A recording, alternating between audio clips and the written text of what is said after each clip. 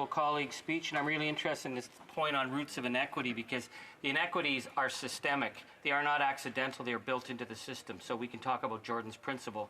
I stood with the family of Jordan River Anderson in 2007. 15 years later, they're still fighting for justice.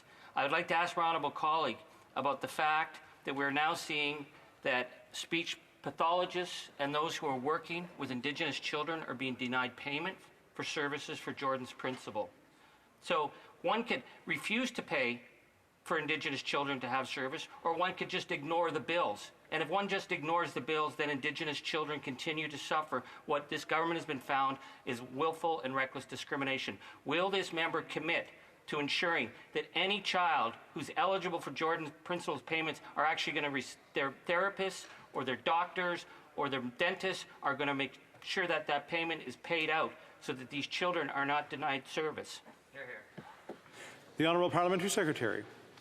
I thank the member opposite for the question, and I think it's important that we do everything that we can as a government to implement the calls to action. Calls to action number 3 talks about the full implementation of Jordan's principle. Our government knows that it's been for generations underfunding in a lot of areas for Indigenous communities. Jordan's principle is one of those. That's why I was really happy to see in January an agreement in principle that our government had worked out with the Assembly of First Nations that is historic, $40 billion, to ensure not only that we're compensating those who have suffered from in Jordan's principle, but also that we fix the system that has been broken for so much of our time.